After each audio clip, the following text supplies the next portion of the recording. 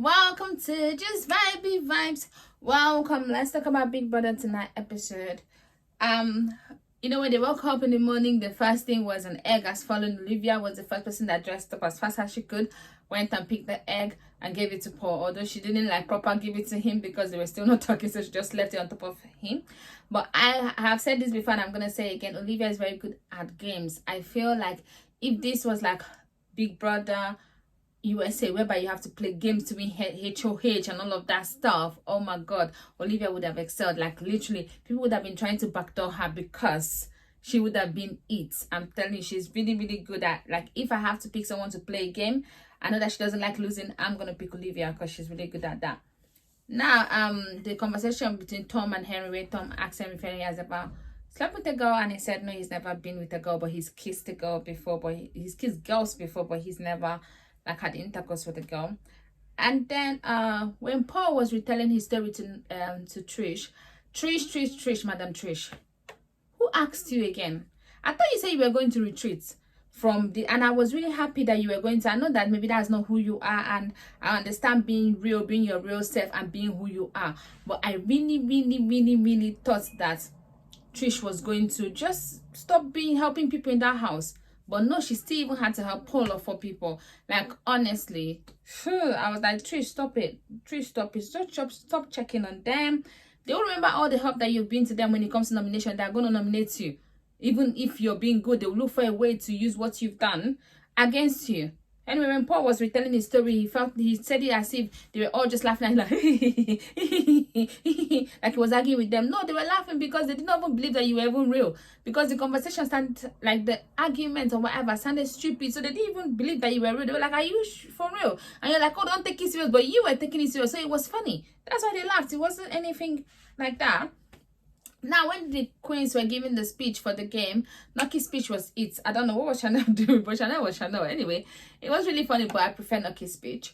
And at the end of the day, Big Brother, I did not understand this game. Is it that I know they lost one part of the game, like the blue team, but they won the X. I think they won other stuff. So why did the ants generally lose? Is it because they equalized? That's why they lose? Because I needed to understand that. It's just like the ants lose the whole task. So the orange team, being that they won the puzzle game, then they automatically get the shopping this thing. So I don't honestly, that was just confusing. Big Brother, you could have just let whoever win.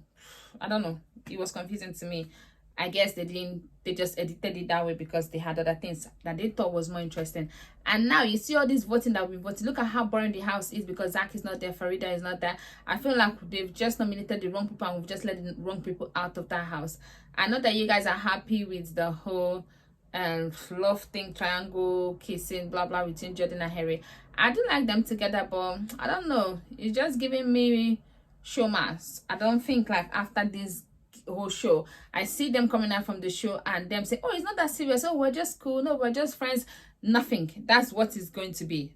That's what it's giving me. Honestly, I don't see anything. So I think you guys think that they're going to come up on the show, they're going to get married, they're going to maybe even have a relationship even for maybe even 3 months. I don't see that happening. I see them coming out and changing the story on us, if they even both of them get to the end, because I feel like one of them might even come out before the other person. Anyway, that's that. And then I really feel bad for Nucky. I know I was watching I'd say it is an agenda show. Now today is about Dylan.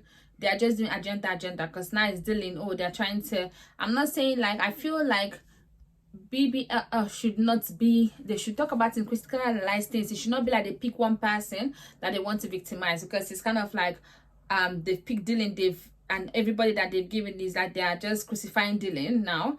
And then Paul, oh no, he just being real. Oh no, him and Olivia, you know what I mean? They've chosen who they want to make. I guess maybe they've seen the nomination. Maybe Dylan is up a lot. Maybe it's even Dylan and Paul now. So maybe it's Dylan that they want out of the house, because I do understand the people in the house wanting Dylan out. But I don't think that these shows should just they focus and crucify one person. That's what they were going to do that with Trish, and now you can see all of them is now on Nucky because they keep saying, oh, Nucky is fake, Nucky is fake. What about Nucky is fake? What is fake? so the girl cannot cry. I don't understand. Sometimes I do feel like people, because they've not lived a particular situation, they don't understand it. Noki did nothing wrong, but somehow Olivia did something is Noki. Olivia did something is Trish. Like anybody that did something, they look for the next black girl. Which one is closer to her? Which proximity? Which one is close to her for them to whatever? It's the truth. Now I'm surprised that Paul spoke to Olivia. Oh, I don't want to talk with you where Noki is. I don't want to talk to you where Noki is. Blah, blah, blah. Then he now went and apologized to Noki after he made it seem like Noki was even the one to blame. Like, that was really shocking to me. I can't even lie.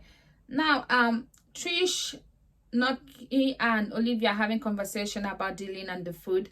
I do think that, yeah, sometimes you do good and then the good can backfire. That's why I don't want Trish to even be doing that. I feel like Paul is a bit controlling when it comes to the food. I think it's because maybe he's tested the food that those people have made and the food is not good. If you're a good cook and then you see that people don't know how to cook, they don't know how to manage food, so he just took that as his responsibility. But I feel like now he's acting like he's other people's dad in the house, because I feel like he doesn't like it if they are trying to get something else or cook something else.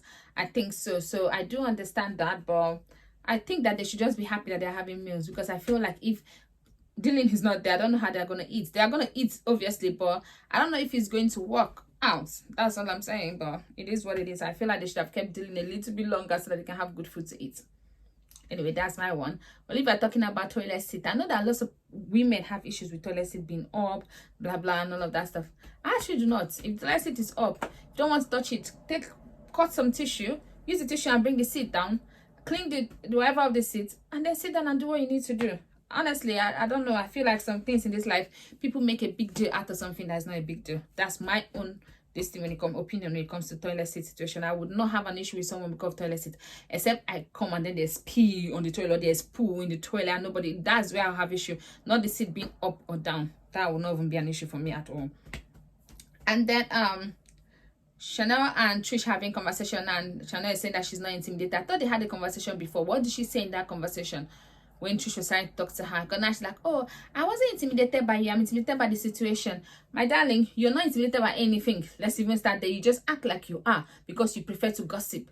And people understand you because in this country, people gossip more than they talk to your face. British people are not confrontational. It's the truth. You don't see people in UK being confrontational. They're going to talk behind your back, not to your face. Like during COVID, right? You go to the train, go on the train and all that, people are not wearing masks, people just move away from them and they will not confront. But the Americans, you enter public transport, go to a supermarket and you don't wear it, they will not let you in. Even the people that they'll be like, get out of here, you know what I mean? It was a whole thing because they're confrontational. Normally British people are not confrontational. I've been on the train before and someone is smoking cigarette. I'm just looking at the person like, are you daft that you're smoking? I don't know what their issue is.